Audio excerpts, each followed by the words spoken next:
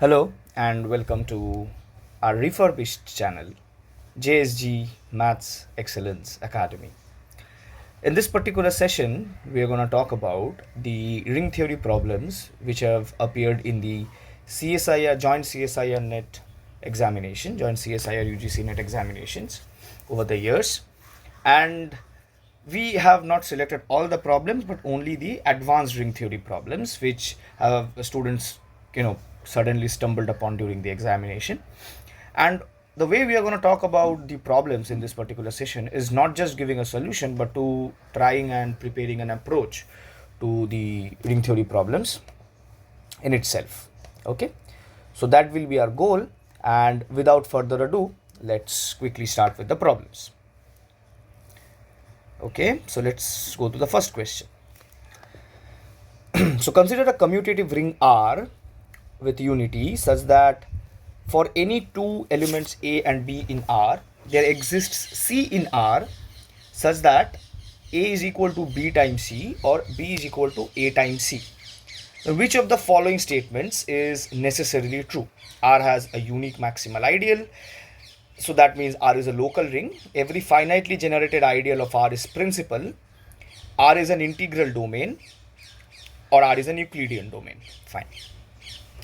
Now, the first thing which you should be observing quite immediately is what we are given is that if you choose any two elements, let me just decrease the thickness once. Yeah. So if you choose any two elements, A and B from the ring R, then what is certainly happening here is that either B divides A or A divides B, straight away from the definition of divisibility. Now, if you talk about them as principal ideals, so if B divides A, that would mean that this is contained in B, and if A divides B, then you have the other way around, right? Because the principal ideal generated by A is contained in the principal ideal generated by B. That would mean A is contained in the principal ideal generated by B, but that would mean B divides A. I hope you're getting it. So what does that mean? So this condition basically means that the collection of all principal ideals are totally ordered under inclusion, because if you do any two random distinct principal ideals, the generators divide one of the others, right? So therefore, this hypothesis, it typically means that, so let me just write it down. The hypothesis means that the collection of all principal ideals is totally ordered by inclusion.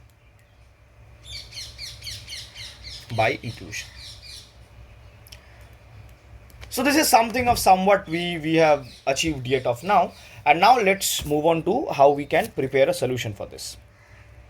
Okay, so let's move on to the solution. I hope you guys have read the question properly. So first thing, suppose I is chosen to be a finitely generated ideal, so A1 A2 till AN, let's say. Okay, clear? Now if I talk about each of these individual principal ideals generated by each of these individual elements, that is the ideal generated by A1 or the ideal generated by A2, so on and so forth, then we know that we can totally order them out, right? I hope you're understanding what I'm trying to say. So we know that, suppose without loss of generality, we have this inclusion A1 A2 so on and so forth till AN. Okay, without loss of generality, because the collection of all principal ideals is totally ordered. Now, since there are finitely many, so obviously there is one of the ideals is the maximum principal ideal amongst these, right? That is, all the other principal ideals are contained within it due to them being existing finitely many.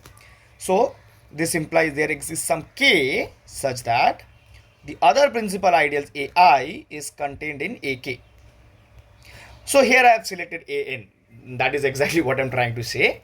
So what would that mean? So here K is equal to N, by the way I have written it. Then what would that mean? So this would mean that each of these AIs are contained in the principal ideal generated by AN, right? Once each of these AIs is contained in the principal ideal generated by AN, and AN is contained in this ideal I, each of these AIs is contained in the principal ideal generated by AN. This would clearly mean that the whole ideal I is nothing but the principal ideal generated by AN. And that implies that every finitely generated ideal has to be a principal ideal. So therefore option 2 is correct. Now let us move on to statement 1. So statement 1 says that R has a unique maximal ideal, that is R is a local ring. Now for R to be a local ring, what do we need to show? We need to show that the collection of all non-units forms an ideal. Okay, that's exactly the characterizing property of a local ring. So this was statement 2. So to claim R is a local ring, we need to show that R, the collection of, so I can just write it like R minus R cross, the collection of all non-units is an ideal. Okay, so let us choose two elements. So let X and Y be two elements from R minus R cross. Now what we know is that from the hypothesis, this implies X is equal to Y times C, or Y is equal to X times C. That is, one of them divides the other. Suppose without loss of generality, we choose this to be true, that X is equal to Y times C. Then what we have? X minus Y has to be of the form Y times C minus Y, which is of the form Y times C minus 1. Right? Now, if this was to be a unit, suppose this is a unit, then Y would have to be a unit, right? But then if Y is a unit, but we have chosen Y from R minus I cross, then R minus R cross would be a unit, right? But R minus R cross is clearly the collection of all those elements which are non-units, right? So therefore this cannot be a unit. So this is not in R cross. I hope you're getting it, because we are trying to show that this element is in R minus R cross. Naturally, this is not in R cross, because if it was in R cross, that is, if it was a unit, Y would be a unit, contradicting the fact that we had chosen Y to be a non-unit. I hope it's clear. So therefore, X minus Y is contained in R minus R cross. What would that mean? That it's closed under addition and closed under additive identity. Okay. And by the similar case, similarly, for every R in capital R, R times X is also not in R cross. And because if it was a unit, then X would be a unit, again contradicting the fact that we have chosen X to be a non-unit. But that clearly means that the set M is equal to R minus R cross is an ideal. Okay. Therefore, the collection of all non-units form an ideal, and whenever the collection of all non-units form an ideal, that itself forms it. That this ideal specifically, the collection of all non-units forming an ideal, this collection specifically forms the unique maximal ideal, and this characterizes the fact, in fact, that R is a local ring. Okay. So therefore, option 1 is also true. Now, do we require R to be an integral domain? So for example, let us choose the ring R to be Z mod P square Z. Okay, P is a prime. P is a prime. Now then the ideals are basically the zero ideal, the ideal generated by the prime P, and the ideal, the whole ring R. Okay, so this is totally ordered under inclusion. And so this is an if and only if statement, basically, that if the collection of all principal ideals is totally ordered under inclusion, then the hypothesis holds, and vice versa. Something which you can verify very easily. Okay. So therefore this means that the given condition holds, but R is clearly not an integral domain, because Z mod NZ is an integral domain once P is a prime. These are sort of the things which we already know. Okay. So this is not an integral domain. So not integral domain. Okay, and once it is not an integral domain, it is naturally not a Euclidean domain as well, because the definition of Euclidean domain requires it to be an integral domain. So options 3 and 4 are wrong. Now I won't say this to be a very easy question, given the fact that if you guys know what local rings are, then this might be easy, but from an exam perspective, it was not that easy. Let us move on to the next question. So which of the following statements are true? X square plus xy square minus x minus y plus 1 is irreducible over qxy. X cube plus 100x square plus 25x plus 10 is irreducible over zx. 2x squared plus 3xy plus y squared plus 3x plus 2y plus 1 is irreducible over qxy. And x to the power 4 plus 4x square plus 3 is irreducible over zx. Now option 4 can be immediately removed, because this is x to the power 4 plus x square plus 3x square plus 3, which is equal to x square into x square plus 1 plus 3 times x square plus 1, which is x square plus 3 into x square plus 1. So therefore it is clearly reducible. And similarly, if you carefully observe option 3, I guess option 3 can also be reduced, I guess, because in option 3, observe, if I talk about this option, so it's 2x squared plus, so this is 3x. What if I choose y to be common outside? Or rather, let us choose 3x from common from here. So it's y plus 1, and then plus, this is y plus 1 whole squared, right? Y squared plus 2y plus 1 is y plus 1 whole squared, right? So therefore, this becomes a quadratic equation in y plus 1, if you carefully observe. So if you just replace this by t, treat x to be a coefficient at this point, then something which you can observe is that by the usual middle term break, it is 2x plus y plus 1 times x plus y plus 1. So it is again reducible. So therefore this is also not true. Now let us analyze option 1 and 2. Now option 2 is again very easy, given you can just use Eisenstein's criteria. Eisenstein's criteria with respect to the prime, p is equal to, so you have 100, 25 and 10. So you can just take p equal to 5 and you're good to go. Okay, because 5 does not divide the leading coefficient, which is 1. 5 divides 100, 5 divides 25, and 5 divides 10, but 5 squared, which is 25, does not divide 10. So it's immediately clear using the Eisenstein's criteria, right? Okay, so all we need to talk about is option 1.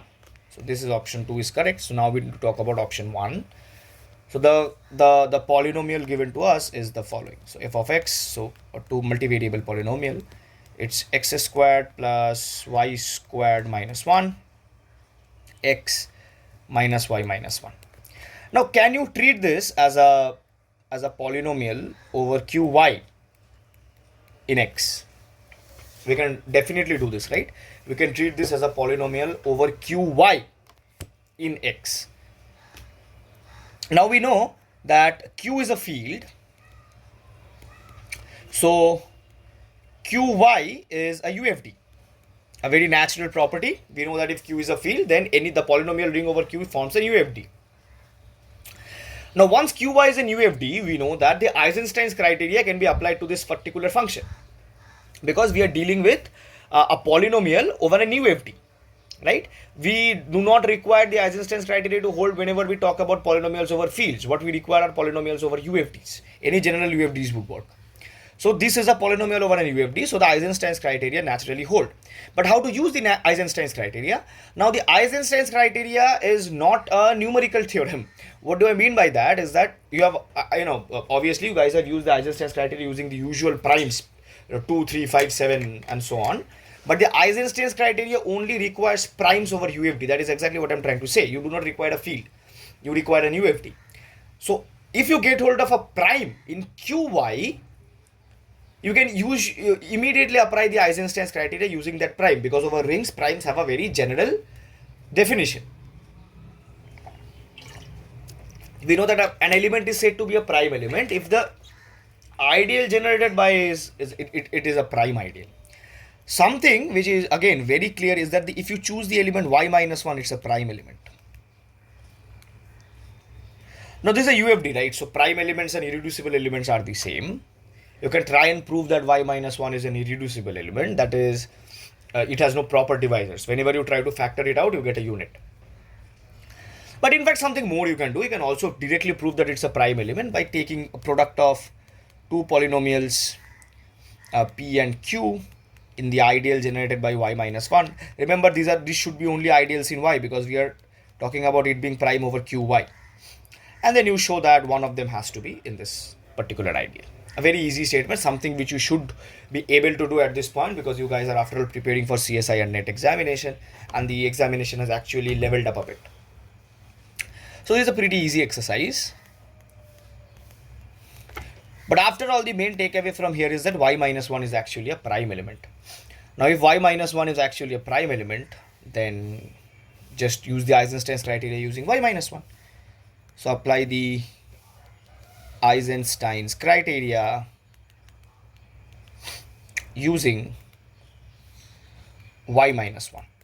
Once you do that, you can easily observe the same thing. Y minus 1 does not divide the leading coefficient, which is 1. Y minus 1 naturally divides y square minus 1 because y square minus 1 is just y minus 1 into y plus 1. And y minus 1 also divides y minus 1. But y minus 1 squared does not divide y minus 1. Very easy statement. So therefore, by Eisenstein's criteria, it's clearly an irreducible polynomial over qy in x. But naturally, this ring is nothing but qyx. So after all, it's irreducible over y in variables y and x. Clear? So whenever you are given 2 variable or 3 variable polynomials, then the same thing you can keep on applying. You can just remove 2 of the variables, treat them as just coefficients, and take one of the variables which comes out to be comfortable. Let us go on to the next question. Let K be a field and F, so this is a question from, December 2025. So let K be a field, F be a polynomial over K. Let it be irreducible of degree n. Let L over K be the splitting field of F. Which of the following statements are true? The degree of the extension L over K is always n factorial. Now this is naturally not true. The degree of the extension is less than or equal to n factorial. Yes, as I was saying, the extension of L over K, the degree of the extension L over K need not be always equal to n factorial. It has to be less than or equal to n factorial. It need not be always. For example, if you talk about, let's say the polynomial x to the power 4 minus 2, then the degree of this extension, so let K be the splitting field of this polynomial, then the degree of extension K over Q is actually 8, because for 2 you will get the degree of the extension to be 4, because the irreducible polynomial of 2 is x to the power 4 minus 2, and correspondingly you will get the roots of the roots I and minus I, and I and minus I will primarily have the minimal polynomial to be 2, right? So the way you can talk about this is what are the roots of this polynomial. So it's, firstly you can break it into plus or minus root 2, and then once again if you do that, so then x will come out to be plus or minus 4th root of 2 and plus or minus 4th root of 2i, right? So the degree of extension has the following 2 roots, the real roots plus or minus 4th root of 2 along with I. So the degree of the extension is nothing but q 4th root of 2 and I. So you can just form this following tower, and then this is degree 2 because I is not in this particular extension. The minimal polynomial of I would be x squared plus 1, and then this is of degree 4 because the minimal polynomial here would be x to the power 4 minus 2. So by the tower law, the degree of extension is 8, but the degree of the polynomial is 4, so 8 is strictly less than or equal to 4 factorial, which is 24. So it need not be always equal to n factorial. Now if n is equal to 3, then the degree can be 3, okay? So there's a result regarding this. So an irreducible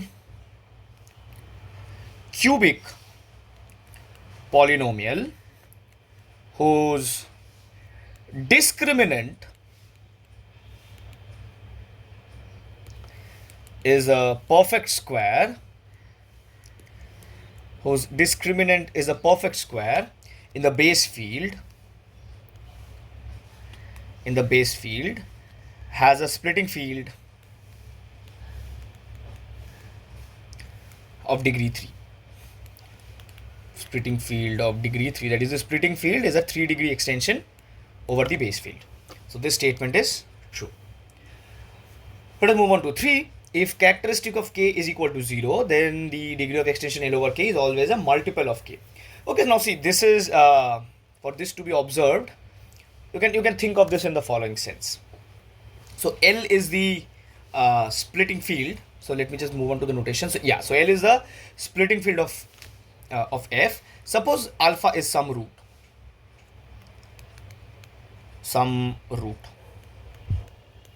of f over k. Okay, then since f is irreducible, then the minimal polynomial of alpha over k, that has to be exactly f of x. And so if I induce the extension by alpha, take its degree over k, then this comes out to be exactly the degree of the minimal polynomial of alpha over k, which is exactly n. And this extension k alpha, this is strictly sitting inside the splitting field, because the splitting field is ultimately induced by all the roots, all the distinct roots. So therefore the degree of extension L over k, this has to, by the Tower law, this has to be L over k alpha, and then k alpha over k, and we just proved that this is exactly equal to n. So therefore the degree of extension of L over k is actually a multiple of n. So this is true. And if k is equal to q, then L contains a root of unity. Now that's a very very elementary statement, because if k is equal to q, then q is contained in L, and 1 and minus 1 are contained in q. Both are roots of unity. So this is also primarily true. Now this was to confuse students, but this is a very formal statement. Let us move on to the next question. Okay, so CSIR NET June 2025. So we have moved on to now June. The questions are from June. Okay, so the question reads as follows. Let A be a subring of the field of rationals such that for any non-zero rational R in Q, R is in A, or 1 by R is in A, then which of the following statements is false? The set of all elements A in A such that 1 by A is not in A, including 0, is an additive subgroup of Q. A has at most one maximal ideal. If A is not equal to Q, then A has infinitely many prime ideals. And for any non-zero AB in A divides B, or B divides A in A. Okay. Basically, there's I would like to give an definition here. So a definition. A domain with the property that every element x in its field of fractions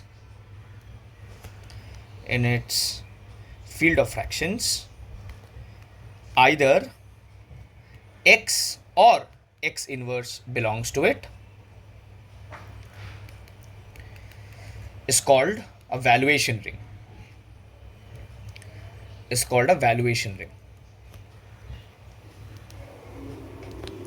Okay.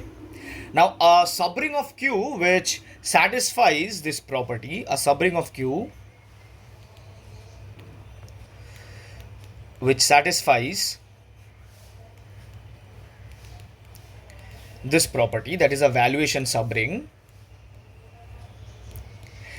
is either a localization of Z in Q, is either of the form ZP, which is a localization of Z at P, or Q itself. Okay. So therefore, whatever statement is given to us, we only have to analyze whether it's being satisfied for the localization of Z at a prime, or it's being satisfied by the whole ring Q. Okay. Now every valuation ring is a local ring. Okay, every valuation ring is a local ring. If you observe the first thing, the collection of all elements A in A such that 1 by A is not in A, including 0. Observe that this is exactly so since it's a valuation ring, as A is a subring which satisfies this property. So since it's a valuation ring, so what technically happens is that if you observe carefully, these are the collection of all the non-units. Okay, so this is nothing but the collection of all non-units in A. Okay, and since A is a valuation ring, every valuation ring is a local ring. Okay, so valuation rings are local rings. So since every valuation ring is a local ring, and in local rings the collection of all non-units forms an ideal, this is precisely the set of all non-units. It has to form an ideal. Once it's an ideal, it has to be an additive subgroup of Q. Therefore 1 is true. 2 is immediately true from the definition of being a local ring. Now if A is not in Q, A has infinitely many prime ideals. If A is not in Q, then A is a localization of Z of the integers, ring of integers Z at P. Now when you localize Z at P, the only prime ideals are the ideal 0 and the ideal generated by P.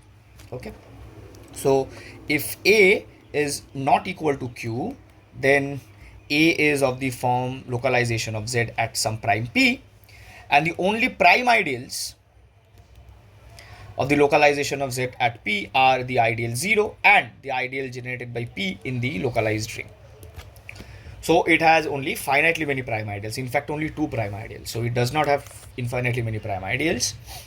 And number 4, for any non-zero AB in A divides B or B divides A. Now this is a statement which we have already dealt with in the first problem. This actually states that the principal ideals are totally ordered. In fact, the ideals are totally ordered because after all we are dealing in a PID. Q is a PID. Every localization of a PID is a PID. Localizations at primes are PID. So Z is a PID, therefore this is also a PID. Every ideal is a prime ideal. And over valuation rings, again, every ideals are totally ordered under inclusion. So every prime ideal also has to be totally ordered under inclusion. Therefore this statement holds clearly. Is it clear? So the things which you want observed here, or rather required to solve this problem, are the concepts of valuation rings and the concepts of local rings. So these sort of things are not pretty much covered in a standard BSc curriculum or MSc curriculum, primarily MSc curriculum. But whenever we deal with some ring theory course for competitive examinations like TIFR, NBHM or CSIR NET, these are the things which we primarily get ourselves students involved. For more such information, you can clearly contact Jyotishko in the comment section of this particular video. Nevertheless, let's move on to the next question. Which of the following statements is true? The ideal 2Zi, which is nothing but the ideal generated by 2 in Zi, is maximal in Zi. The ideal generated by X in the collection of all complex polynomials in X and Y is maximal in complex polynomials X and Y. The set of all polynomials in Cx whose coefficients add up to 0 is a maximal ideal in Cx.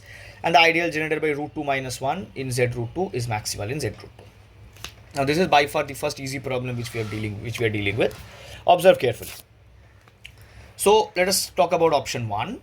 So here 2Zi. So the notation has been slightly changed just to confuse you guys. This is nothing but the ideal generated by 2 in Zi. Now Zi is obviously a commutative ring with unity. So for this to be maximal, the quotient ring has to be a field. So what is the ideal generated by the quotient of Zi by the ideal generated by 2? Now we know that Zi is nothing but the following quotient ring: Zx modulo x squared plus 1, right? And inside this quotient ring, what is 2? So 2 can be, 2 is nothing but, so what should you have here? So what I want to actually do is that I want to deal with it in the form of a quotient ring. So modulo the ideal generated by 2. So this is nothing but zx modulo 2 and x square plus 1. But then this is isomorphic to z2x over x square plus 1. And z2x is of characteristic 2. So this is nothing but z2x over x plus 1 whole square.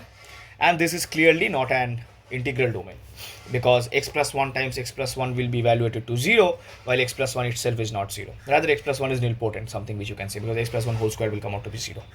So it's not a field. Okay.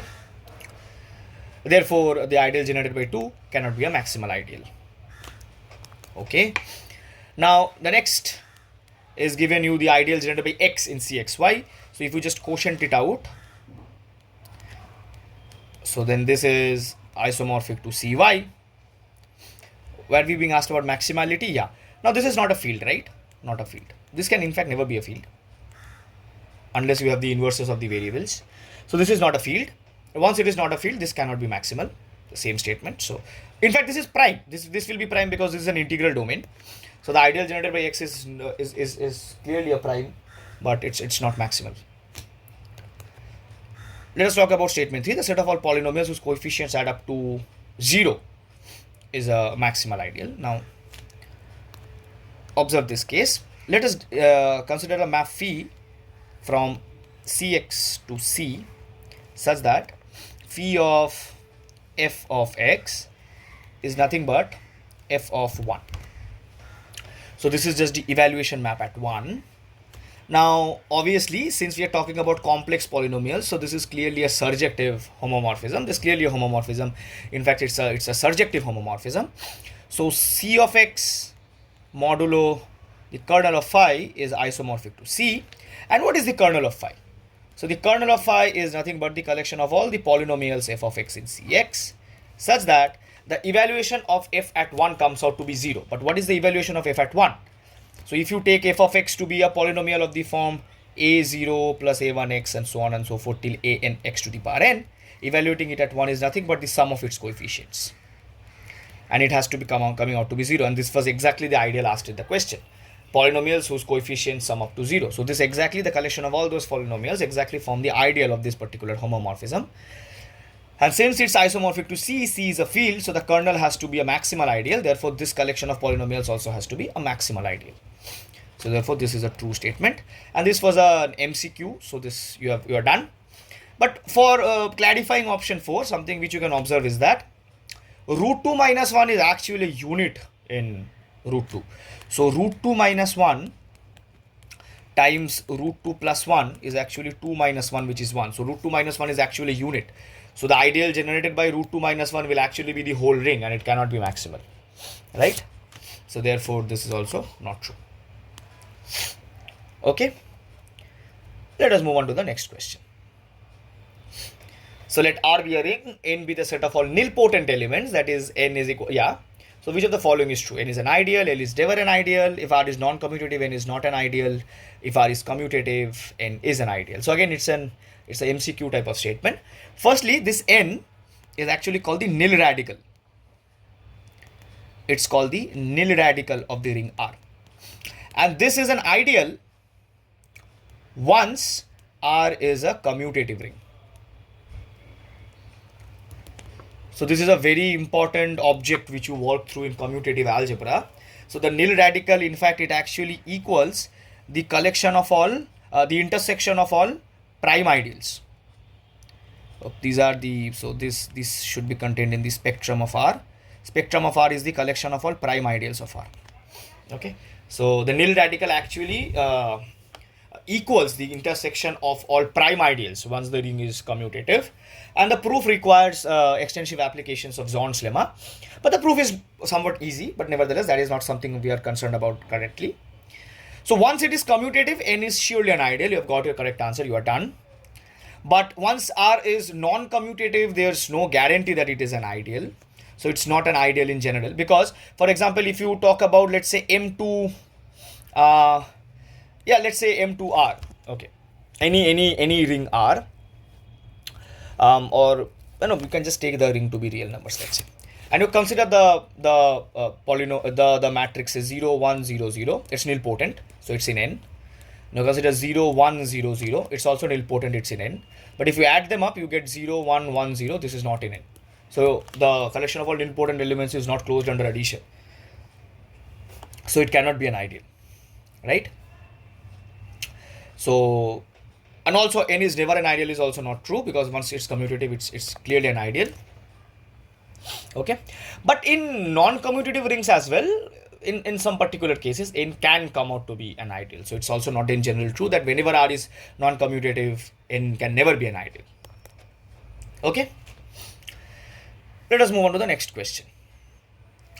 So let R be a commutative ring with identity. Let S be a multiplicatively closed set such that 0 is not in S. So multiplicatively closed set means whenever you take two elements, the product of them is also in S. Let I be an ideal which is maximal with respect to the condition that S intersection I is empty. Which of the following is necessarily true? Okay. So R is a commutative ring with identity. S is a multiplicatively closed set. I is an ideal which is maximal with respect to the condition that S intersection I is non-empty. Okay, so I need to check whether I is maximal, I is prime, I is the ring generated by R, that is the whole ring, or I is the ideal generated by 0. Okay, let us try and prove this out. Okay. How should I be, moving this up? Let me just think for a while. Can I be maximal? Can I be maximal? Suppose I is maximal. Okay, so let us start with it. Suppose, okay, let me just move on to the next page where we need to write out the solution. Okay, so suppose I is maximal. Okay. In fact, this is, isn't this the complement of a multiplicatively closed set? This right?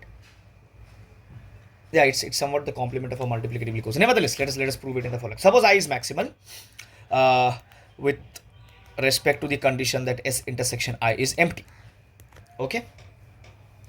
Let X and Y be in I, be not in I. Suppose they are not in I. Okay. Then, since I is maximal, along with the condition that S intersection I is empty, what should we have from there? So if X and Y are not in I, if I consider the ideal extended by the ideal generated by X and the ideal generated by Y, so these should strictly contain I, right? And they must intersect S by the property of maximality. They must intersect S. Okay. So therefore, there exists elements S1 and S2 in S such that S1 is equal to an element in I plus the ideal generated by X. So it's, for example, of the form A plus R times X, and S2 is of the form, let's say, beta plus R prime times Y. Okay, where A and B comes from I, R and R prime comes from the ring R. Okay. Now, if you multiply them out, so S1 times S2, this will give you AB plus, what do you have? A times R prime times Y plus B times R times X plus R times X times Y. Right? Is it clear? Now observe that A and B are from I, so this is inside I. Okay.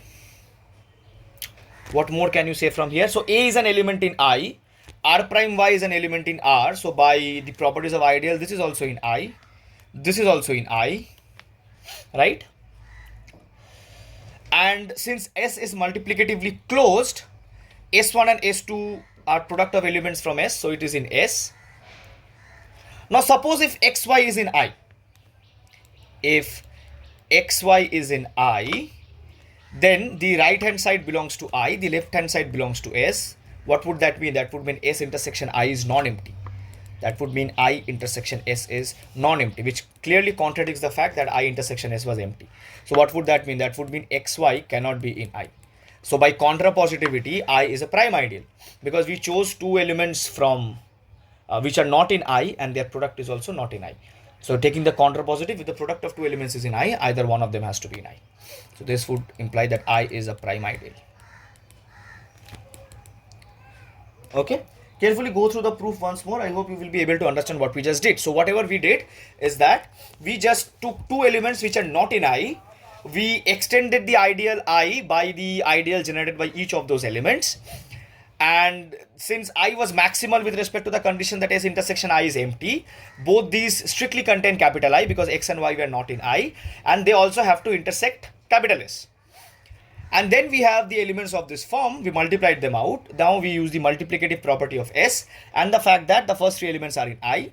And then we use the proper, just simply contradicted the fact that XY cannot be in I. Right? This was an easy question. From a home perspective, I won't say that this was very easy from an exam point of view unless you are quite good in algebra. So I has to be a prime ideal. It's an MCQ type of statement, so you're good to go. Now let us move on to the next question. The number of solutions of the equation x square equal to 1 in the ring Z mod 105 set. So we are being asked the collection of all so these are involutions in Z mod 105 set. Okay. Let us carefully analyze this question. So what are we being asked? We are being asked the number of involutions in Z mod 105. Firstly, by the Chinese remainder theorem, Z mod 105Z. So 105 is just 3 into 5 into 7. So this is isomorphic to Z mod 3Z cross Z mod 5Z cross Z mod 7Z by Chinese remainder theorem. Okay. Now suppose X is in Z mod 105Z such that X square is equal to 1. Now this X would correspond to elements of the form X1, X2, X3, where X1 comes from Z mod 3Z, X2 comes from Z mod 5Z, X3 comes from Z mod 7Z. Okay. Now if X squared is equal to 1, that would mean X1 squared or rather Xi squared would be equal to 1 in each factor ring, right? Each of the tuples must also satisfy the same property. Is it clear? Now each of the primes are P, right? Now since 3, 5 and 7 are odd primes and x square equal to 1 typically means that the order of the multiplicative order of the element is 2, there are only two elements which would satisfy this property. One is 1 and one is minus 1. So each of the rings have only two solutions to x square equal to 1, which are 1 and minus 1. So you have two solutions from here, two solutions from here, two solutions of here, total number 8 solutions. So totally you have 8 of the involutions. Is it clear? Okay, now let us move on to the next question. Which of the following statements is not true? Okay, the polynomial ring Zx is not a principal ideal. So this is not true because the ideal generated by 2x is not principal. Okay, the polynomial ring Qx is a principal ideal because Q is a field. So this is a true statement. We are asked about not true. Okay, the polynomial Zx is a unique factorization domain. Yeah, so this is a very famous statement that if Z is a UFD, then in the polynomial ring induced by a single variable is also UFD. In fact, any variables is also UFD. R is a UFD, Rx1, X2, Xy are all UFDs. So Zx is a UFD. This is also true, and we are asked about not true. Qx is also an UFD. This was a very, very easy question. Let us move on to the next question. Okay, so let X. So this is called the set algebra. This is a very famous structure. So let X be a non-empty set. Px be the set of all subsets of X. That is exactly the power set of X. On Px define two operations. One is this is the symmetric difference operation, nothing except that. So this is the symmetric difference operation. A union B minus A intersection B. And AB, the product is defined simply as the intersection. Which of the following statements is true? Now this actually forms a ring. Okay. Both with respect to both these operations, it actually forms a ring. So Px with this being treated as addition and intersection with being treated as multiplication, this actually forms a ring. And once it forms a ring, with respect to the symmetric difference, has to be an abelian group. Okay, so is a group under yeah. So okay, so we are being asked about complementary parts, right?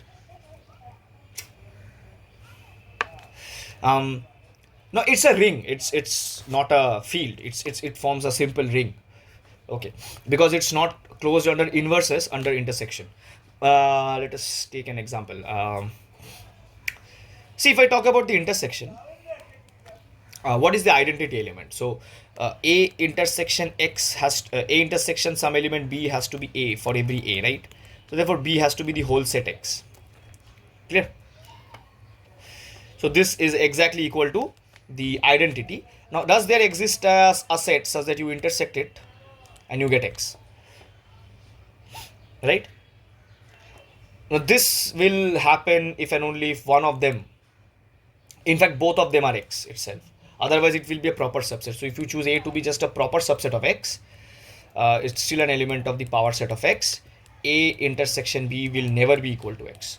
So therefore, with respect to intersection, the set is not closed under inverses. So therefore, it's not a group under multiplication, that is intersection, but it's a group under symmetric difference. Something very easy. You can just, so this is basically called a Boolean group. Okay. Every element is actually its own inverse. So with respect to this, A symmetric difference A is just empty. Here the identity element is the empty set.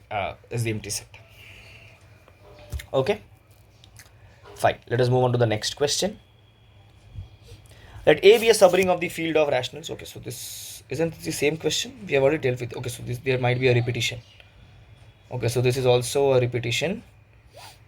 Sorry. Yeah. Okay, so yeah, this is a question which we would be dealing with now. Yeah, I think this is a. So this is written CSIR NET March 2025. I don't think we have a problem. Okay, we'll see this later. I haven't seen this question. March 2025, there was no exam. Okay, so this is also written March 2025. I think there is some problem with this. Let us see the next problems. This is again a repetition of the same question. Again a repetition of the same question. Okay. Fine.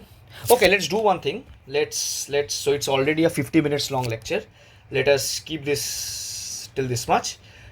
In the next session we'll start with this. I think there is some problem with the question, with the examination name, nothing else. So we'll see to it later. Okay, so let this lecture be up till this much. In the next lecture we are going to complete the rest of the problems from the CSIR NET PYQs. So meet you guys in the next lecture. Bye.